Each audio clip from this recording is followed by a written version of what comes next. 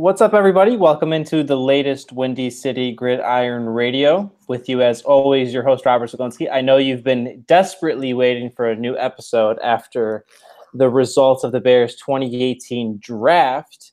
And we finally returned to recap everything, to help build a statue of Ryan Pace. I have NBC Sports Chicago's JJ Stankevitz, who has the meanest stanky leg in all of Bears media, to help grind through this. JJ, what's up? Only. What's that? Meanest or only? I don't know. I like to think I have some good dance moves. So let's say meanest. Let's say meanest. Okay, I'll go with that. I might have some competition from Kevin Fishbane. We'll see. Oh, Fishbane's good too. Fishbane's good too. That's a good point. Jumping in immediately, JJ, off of that steaky leg.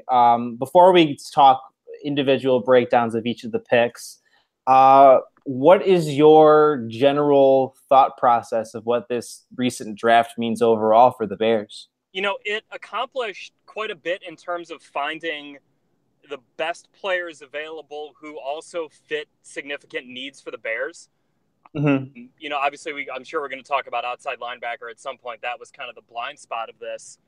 But going out and getting Roquan Smith, that presents an immediate upgrade at inside linebacker, a guy who not only has the, sideline-to-sideline speed that Vic Fangio really likes in his defense, but he's also a really good locker room guy, a guy who has a lot of respect or comes to the Bears with a lot of respect for the kind of leader he is. So that definitely helps too in terms of, his profile and fitting in with the Bears. And then, going to getting James Daniels, a guy who I'm still interested to see if he ultimately does wind up at center. Mm-hmm. That's, the position he played the best at Iowa. But they needed an interior offensive lineman. They needed to find a way to keep guys out of Mitch Trubisky's face that wasn't relying on kind of career backups like Eric Kush or Earl Watford. So going out and addressing that was good. And then Anthony Miller was the guy who I was really high on before the draft. I think everyone was. Yeah, right. As like the perfect fit for the Z in Matt Nagy's offense. So I think when you start to judge the draft, those three guys are the starting points, and it's kind of hard to find faults with the players themselves, at least in my mind, and who they drafted in those first two rounds. I had a strong take yesterday, and it might have a lot of sunshine and rainbows, but I want to see if you kind of agree with it. With this draft, is the Bears' window open, like to compete and contend for a playoff spot and potentially, play in February eventually within the next 4 years? Yeah, it's a really good question because the Bears previously, they went out and drafted guys with big potential, high ceiling, low floor guys, raw athletic players. Smith is plug and play, ready made guy who a lot of people believe can be a really effective starting linebacker in the NFL from week one. And yeah, Roquan Smith is a very athletic player. He has a lot of those traits, but I don't think a lot of people would describe Roquan Smith as raw. Mm-hmm. I don't think a lot of people would describe James Daniels as raw. I don't know if a lot of people would describe Anthony Miller as raw. So Ryan Pace maybe switched a little bit in that regard to taking guys who maybe just feel kind of like sensible draft picks. Not to say that, Leonard Floyd, your son, was not a draft pick. But guys who not like safe is the wrong way to put it, but just guys who are going to fit in immediately, and that doesn't require a lot of projection to see them being solid players from day one. Yeah, there's no such thing as a solid draft pick, but there's just guys. I think the way that you always have to put it is there's guys that are more like you just said, more ready to contribute. Instead, they don't need as much polishing. They just what they more or less need is just like getting acclimated to the NFL for a few games, for a few practices, whatever else, and then they'll understand everything. I think to your point about if this means the Bears' window to win is open, I mean, look, you have a quarterback on his rookie contract. Your window to win needs to be open, if not this year, very soon, just given how little you're spending on that position. Yeah. That is so important for the Bears' long-term plans. is that for the first couple years here, they're not going to have to spend much money on Mitch Trubisky. And if he turns out to be good, this is where the Eagles succeeded in building around Carson Wentz. It's where the Rams succeeded in building around Jared Goff early on, is that they surrounded them with players before they knew if they were really good or not, and then trusted that their evaluations of these guys were right, and that in year 2 they would make a leap, and then all of a sudden you can go out and spend $14 million on Allen Robinson, or what was it, like $33 million on John Sullivan if you're the Rams, or $14 million on Alshon Jeffrey. You can go out and make those moves with the thought that we can pay these guys now because we're not really paying the quarterback a lot, and that helps open our window to compete earlier than it would if we kind of kept with the rebuild process of, going with high upside, raw potential guys with, low floors. I think that you kind of have to open it up right now. Yeah, and to expand on that, it's often brought up, and it's a fair point. The NFC North is much tougher than what the NFC West was last year and what the NFC East was last year for the Eagles and Rams and Eagles respectively. But none of those teams they didn't build their rosters based off of the competition of their division teams. They just went out and spent in free agency, drafted well, and put their quarterbacks in position to succeed and let it play out. The Bears aren't building around Mitch Trubisky with the Packers, Lions, and Vikings, who are all good teams. Aaron Rodgers. The Vikings are probably going to play into deep January again, and the Lions have owned the Bears of late. The Bears aren't building their roster just to cater to beat the North. They're going to let it play out based off of the chips they've pushed in. Yeah, and you can't play scared. You can't manage scared, because if the Bears looked at and they said, well, look at all these quarterbacks that are in this division, we're not going to compete until Aaron Rodgers retires, then, what's the point of doing all this? Because it's not like you're talking about baseball where you can sign a prospect to a 7-year deal on the cheap and keep the guy, guaranteed. The Bears might not have been able to do that. And, I think they've gone about it the right way, just like you said, Robert, where they're not catering to the rest of the division. They're saying we're going to be a strong team in and of ourselves. And then, we would like to be far more competitive with the Vikings, Packers, and Lions than we have been recently. But that'll just take care of itself by being aggressive and not worrying about who's playing quarterback on the other side of the ball in the division. Let's move over to the actual picks themselves. We've kind of touched on Roquan Smith already, JJ. So what do you think is the most apt professional comparison for him? And if I said defensive rookie of the year potential, is that a stretch? No, because I think you're looking at a guy who I think NFL.com compared him to Deion Jones. But look, if we want to be really positive, glass half full, flowing, Patrick Willis. They're the exact same size. They tested almost the exact same at the combine. Roquan Smith said he grew up watching Patrick Willis highlights, was one of his favorite players. And they both played in Patrick Willis played in Vic Fangio's defense, and Roquan Smith will play in Vic Fangio's defense. So, I'm not sitting here and saying that Roquan Smith will be the next Patrick Willis. But if you're looking at guys who he compares favorably to, the athleticism, the traits, the size, the high football IQ, those things all kind of line up with where Patrick Willis was coming out of Ole Miss. So I think that maybe if you're looking at the really positive side of things, if Roquan Smith is the next Patrick Willis, then he's absolutely in the conversation for Defensive Rookie of the Year. And, look, if you're the Bears and you're picking a defensive player this high, you'd like them to be in that conversation. So I think that all just kind of comes together. I do not think it's a stretch for you to say that Roquan Smith could be a Rookie of the Year candidate. Look, JJ, I'm taking what you said at face value. So this is you going on the record that Roquan Smith is definitely Patrick Willis. Yeah. What size do you think his gold jacket will be?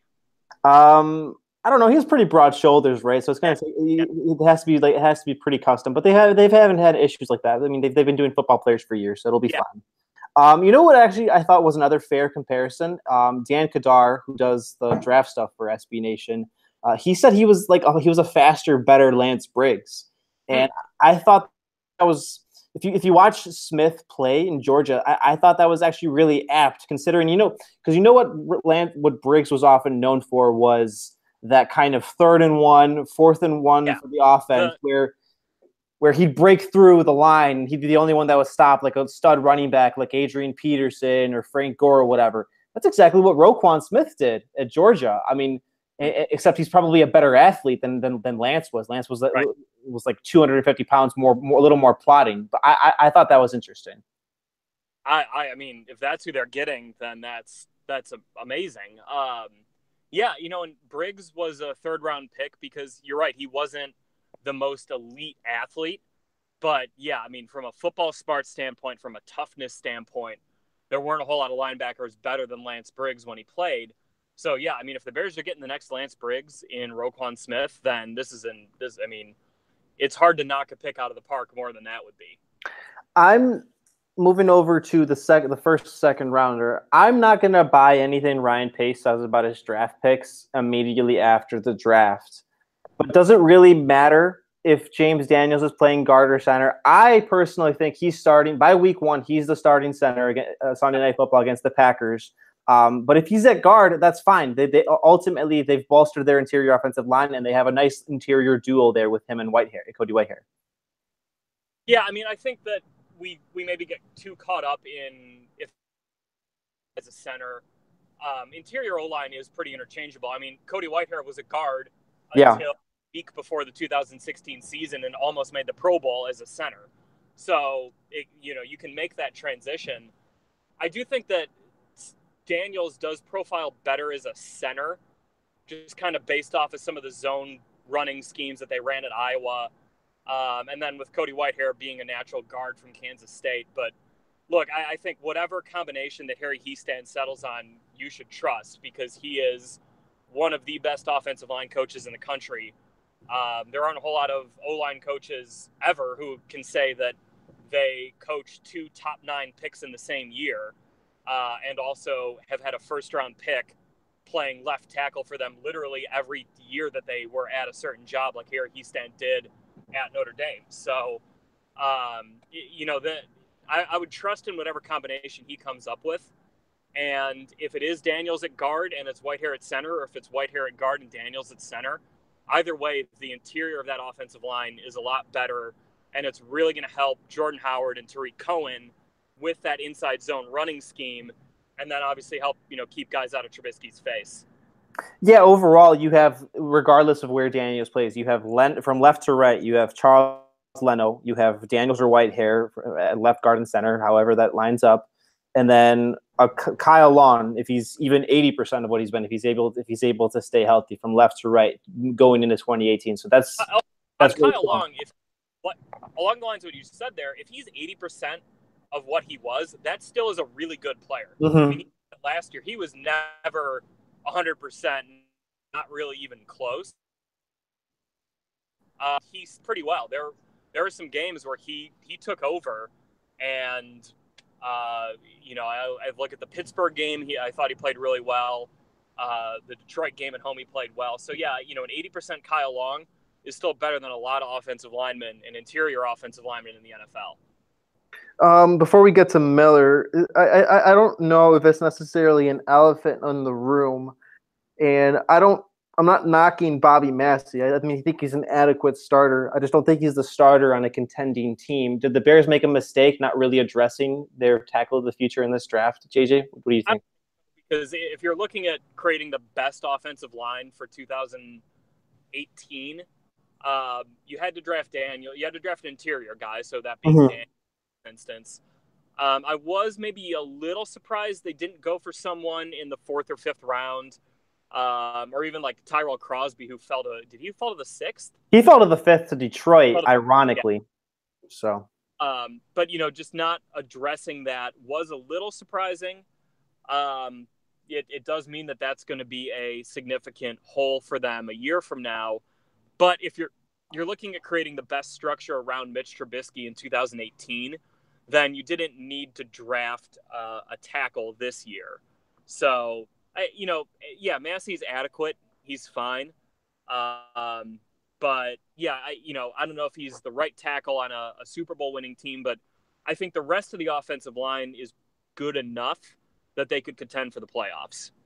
Yeah, and they could certainly. I mean, that's one weakness on the offensive line. They can scheme for him. They can help him occasionally. They have a lot of good tight ends that can help him out with chip blocks. It's not that big of a deal for a team that's still kind of rising, still getting their sea legs. Moving over, Anthony Miller. So today, the Bears awarded jersey numbers, and he ironically stole Alshon Jeffrey's number, JJ, the legacy. You mean Pig Howard's former number? Oh yeah, Pig Howard too. Just no respect for the previous Bears. No respect for what they've done for the franchise. People forget that Pig Howard wore number 17 for about 2 weeks in training camp. Oh man, memories. Anyway, Miller tweeted about how he wants to build his own legacy in that number, and he directly referenced Alshon.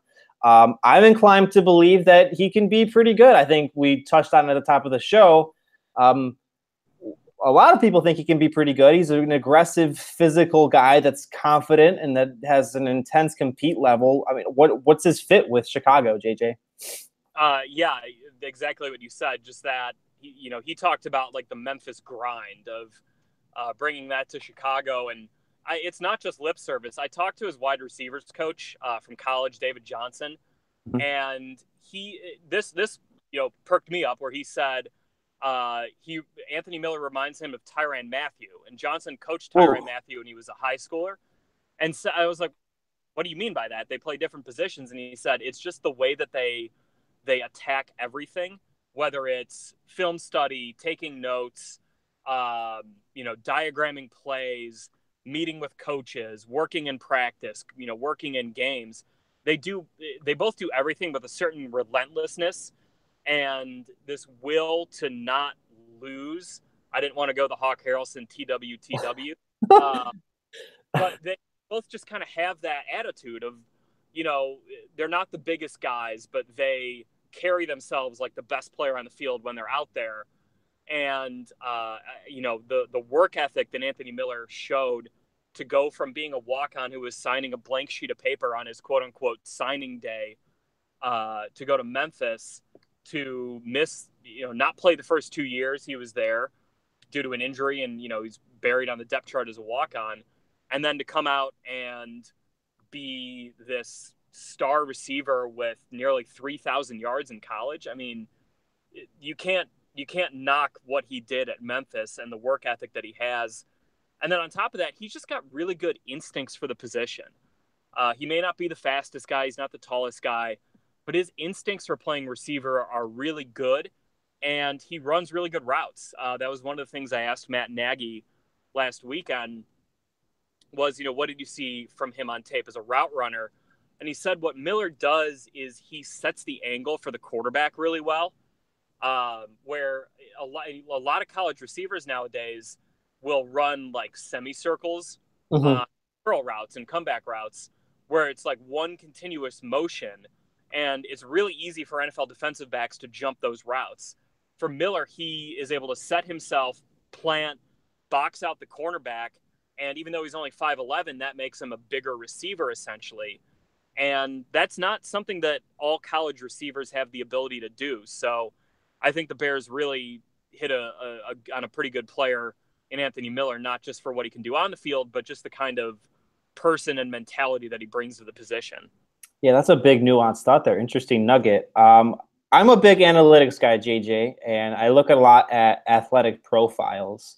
And I know there are different circumstances, but just in terms of how these guys line up, height, weight, 40 time, shuttle time, vert, broad, Anthony Miller most compares, ironically or not, to Odell Beckham Jr.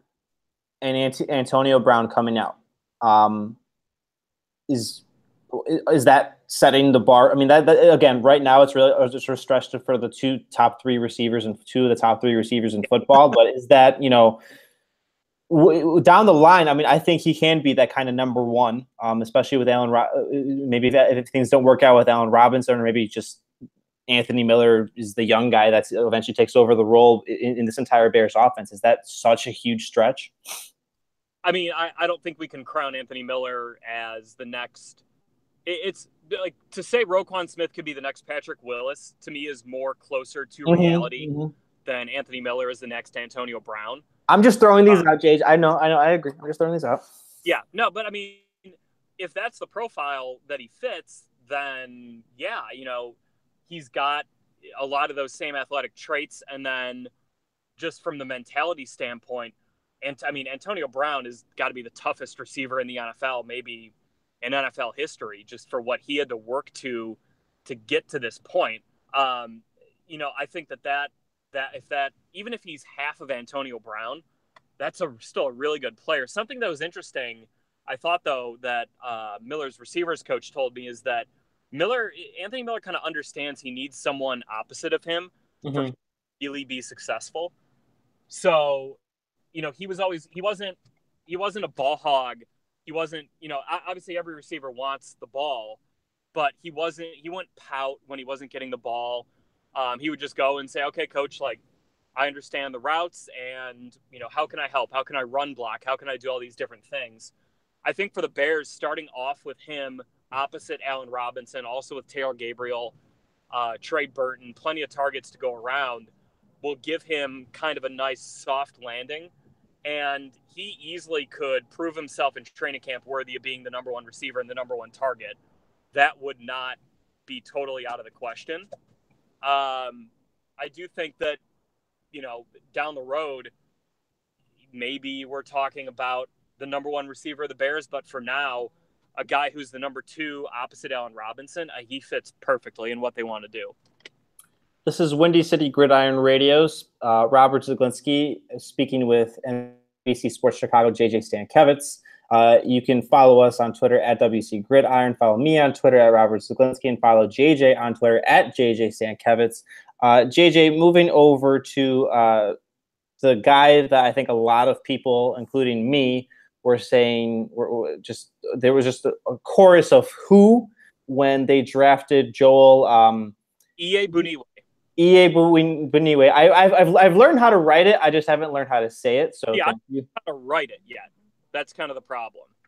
Well, wouldn't autocorrect help? I just eventually typed it in. My computer hasn't memorized, and so does my phone now. So it's almost second nature. I don't know. You would think. Anyway, Iggy, as he's affectionately called, we'll go with that here.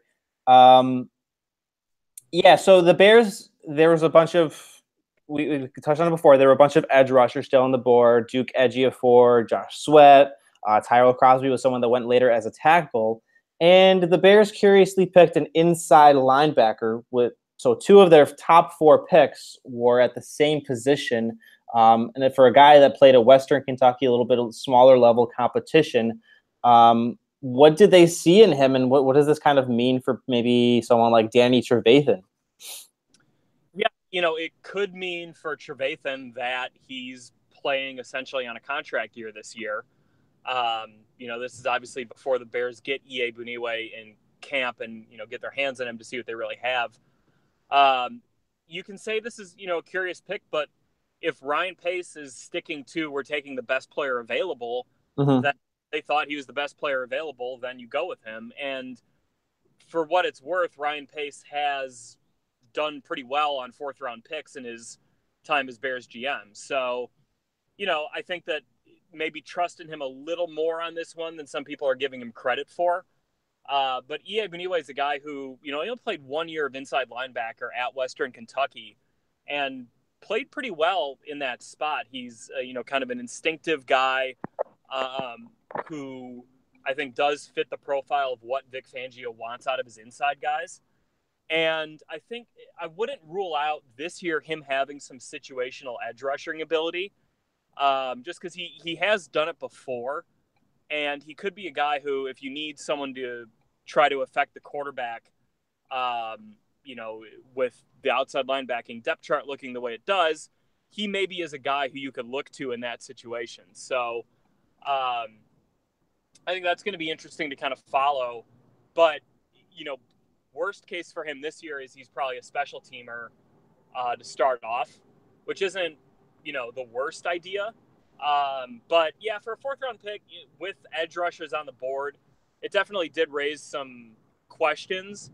But I think we'll find out in a couple of years if it really was an overdraft, a waste of a pick, or if, man, their edge rushers just didn't work out and this isn't really working great anymore.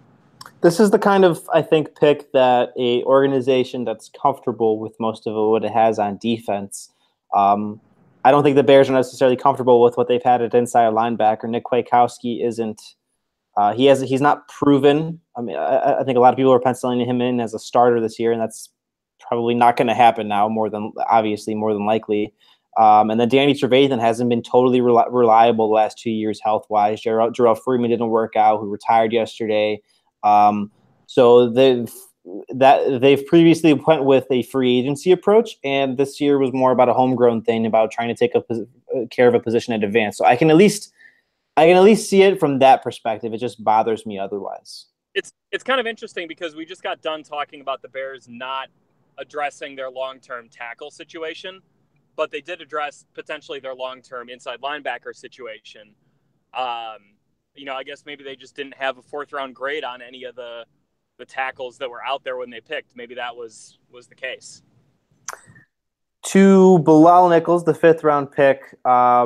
So the Bears needed some defensive line depth, unless you think that Roy Robertson, Harris, and Jonathan Bullard are sure things right now, which they aren't, and unless you want Akeem Hicks to play 95% of the snaps at intermittent points of the season again. So Nichols is a little raw, but he seems to be a pretty good athlete and someone that they could develop into a rotational player in time. What does he bring to the Bears in your mind, JJ? I think exactly what you just said there. He's athletic. He's got some pass rushing traits that the Bears like. But he's a guy who will come in and he'll provide more competition for Bullard and Robertson Harris, which they needed. I mean, both those guys have shown flashes in the past, but not have done enough to earn just to be kind of handed a starting spot. They're going to have to earn it. So yeah, bringing in a guy who's got good athleticism, a guy who Jay Rodgers met with at Delaware and liked enough to certainly go out and draft him. I think that fits and with what the Bears are looking to accomplish on the defensive line. Overall, I mean, I don't anticipate him being a starter, but if he's a guy I think to have a good defensive line rotation, you need 4 guys that can play. Obviously, everyone will have a different amount of snaps, but you need 4 guys that can play to keep everybody fresh and 4 guys that are quality contributors. The Bears are in position at least for that, depending on how Nichols shakes out over the next few years. To the 6th round, and I think I don't know how you feel on this, but I think Kylie Fitz could be one of the defensive steals in the draft, at least based off of late round value. And he fits perfectly into the Bears defense if he's healthy. Get it? Get it? Everyone's knees are being slapped right now. Thank you. I don't. We go for low hanging fruit on this podcast because it's easy and it's fun. Yeah. How do you think Kylie fits into the Bears defense as an edge rusher? Yeah, I think as a rotational guy to start, that's a pretty good 6th-round pick if that's what he is. You look at the 2015 season he had, and it's like on the surface, okay, he had 7 sacks that year. You dig slightly deeper and scroll a little bit further down his college football stats page, and it's like, wait, he had 8 tackles for a loss. He had 10 pass breakups when he forced 4 fumbles. I mean, this dude can play. He just was, he missed all but 2 games in 2016 because of the Liz Frank, and then last year had some shoulder and ankle issues. But when he's healthy, he's shown he can play. And athletically, I know his 3-cone was really good. Better than Harold Landry. From Tennessee. Yeah, right. So, if he can stay healthy and the Bears are confident that the issues he had are not long-term things, it is just kind of a bad luck deal. then yeah, he works really great in that room. The problem is that you like 3 of your top 4 outside linebackers have injury concerns, whether it's Leonard Floyd coming off his knee injury and having the concussion issues as a rookie, Aaron Lynch playing 14 total games in the last 2 years, and now Kylie Fitz missing quite a bit of time in the last couple of years. That could blow up in the Bears' face, or they could have really hit on their bets on Fitz and Leonard Floyd and Aaron Lynch, and all of a sudden we're talking about even if one of those guys winds up having a full successful season, then the Bears are probably okay at outside linebacker. Um, but I mean, if all 3 of them can't stay on the field or aren't effective, then the Bears are in big trouble at that position, to say the least. What this edge rush situation, in particular with Fitz and Lynch, like screams to me is that they're putting a lot of stock into Vic Fangio's kind of mentorship as the outside linebacker coach, as the guy that can like, because I don't know if I would necessarily consider, I don't know if I don't know if a reclamation project is a fair term for Lynch and Fitz, who have just been more or less unhealthy in the past few years. But they're guys that I think the Bears are like they're banking on Fangio being the coach to bring it back out of them and make them solid starters or more. I think Vic Fangio is a good coach, but at some point there might be limits as to how successful he could be in that area, considering all of his other responsibilities as well. I mean, what do you think, JJ? Yeah, I think that's probably fair. Just the overall of this defense last year, it was fine. It wasn't anything special. Agreed. Bears keep saying it was a top 10 defense, top 10 defense. Yeah, they're top 10 in scoring, top 10 total yards, but like it's not like this defense was this ball hawking Legion of Boom monsters of the Midway group. And I think Fangio definitely is cognizant of that and is more than willing to admit it. I mean, he said in January, we need our so-called good players to be better. He said if we were a great defense, we wouldn't have lost 11 games. So I think he's energized to kind of take a lot of the same faces and now really start to build on it, especially adding Roquan Smith into that group. I think, this is the year for Vic Fangio if he's going to really pull this thing off and turn the Bears defense into one of those units that they can really rely on in a playoff run. This is a pretty important year for it.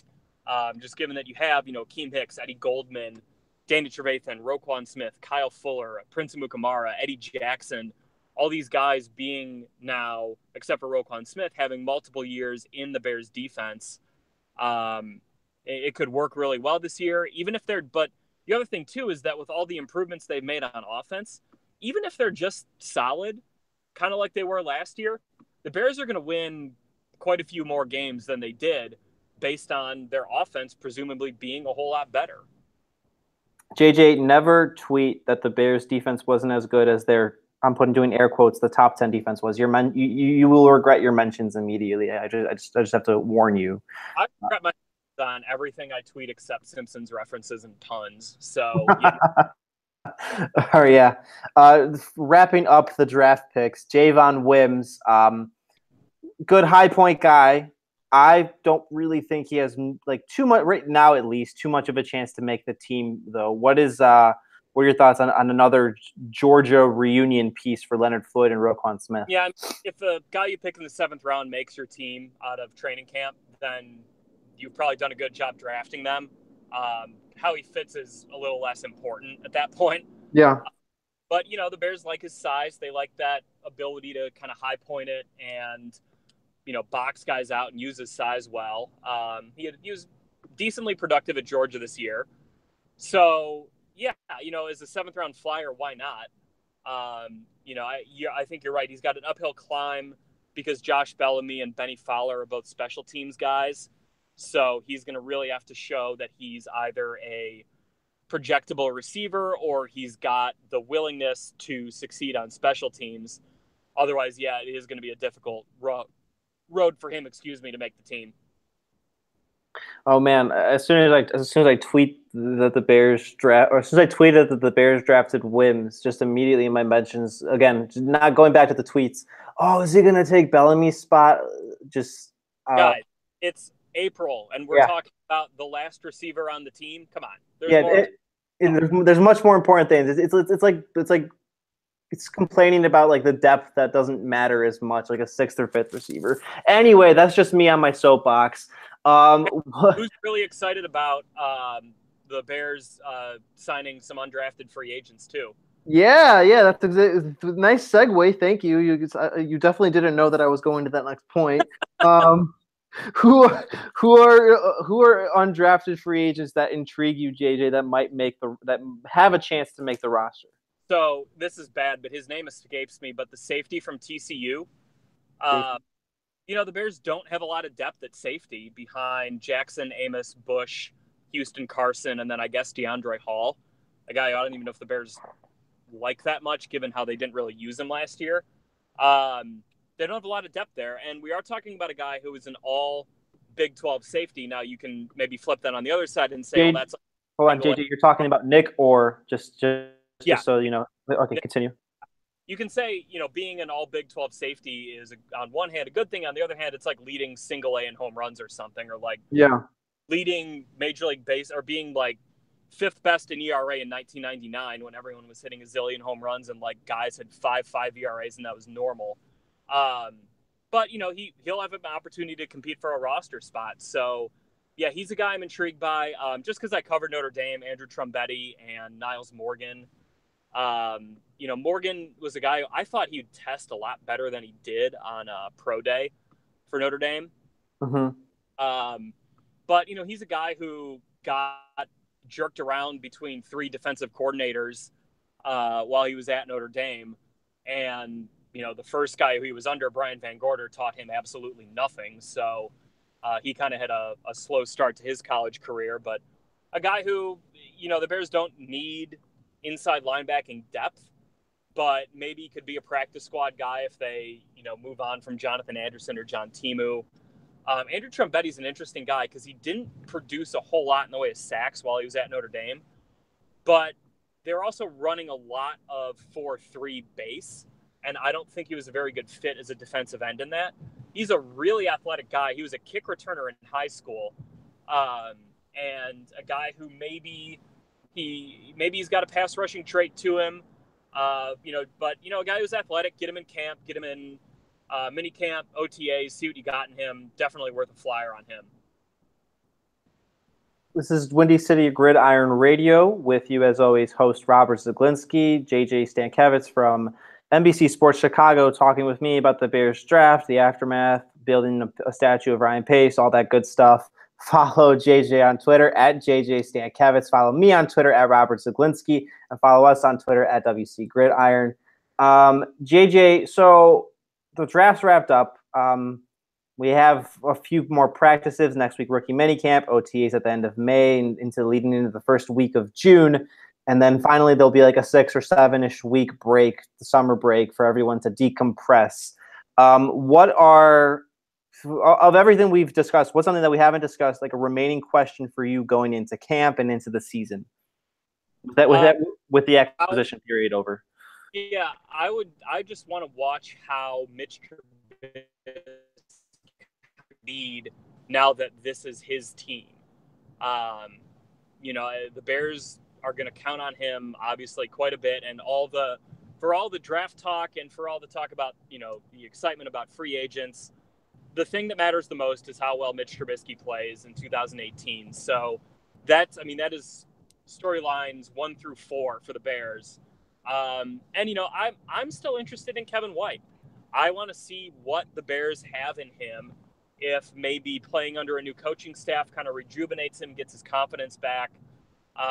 If he still is the player he was when the Bears drafted him in 2015, that still is a fascinating storyline to me. So those two things, kind of how they kind of play out.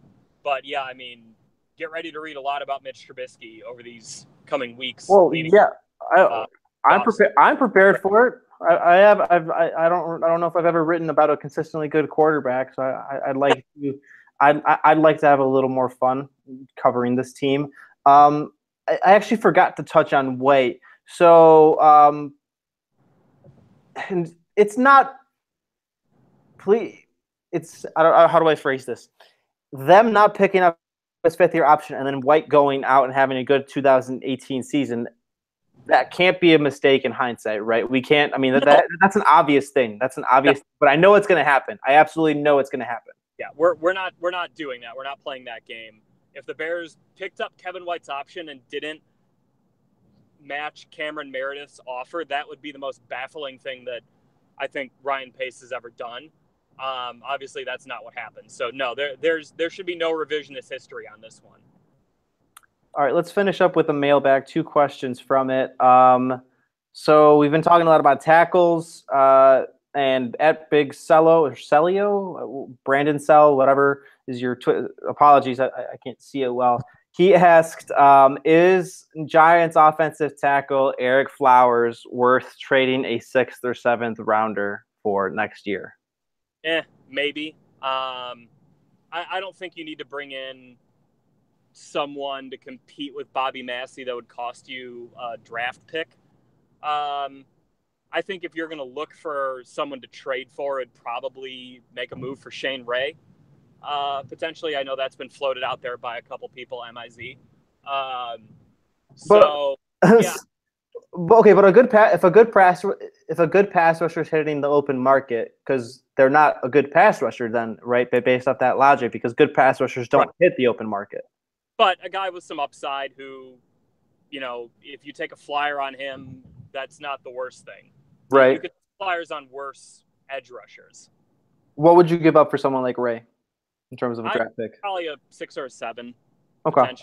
I don't know if I would go as high as a 4 or 5, just for a guy, because like you said, if he weren't available, it would be because Denver sees something in him. The fact that he is available means that they don't. And yeah, I know they just drafted Bradley Chubb. They have Von Miller, but look, if he could play, he'd still play with Chubb and Miller on that team. Mm-hmm. Yeah, Denver has a deep edge rush situation. It's just probably about getting more playing time for their top guys. And then in a less serious question, Bill Zimmerman, Sirius XM Radio, asked if Anthony Miller had no hands, would he still be a more reliable target on offense than Josh Bellamy? Oh. No, because I saw Josh Bellamy catch a touchdown, one of Mitch Trubisky's 7 touchdowns last year. Yeah, that's true. He was the bomb against Green Bay after the bye week, where the offense wasn't consistent overall, but he had that. So yeah, that's probably true.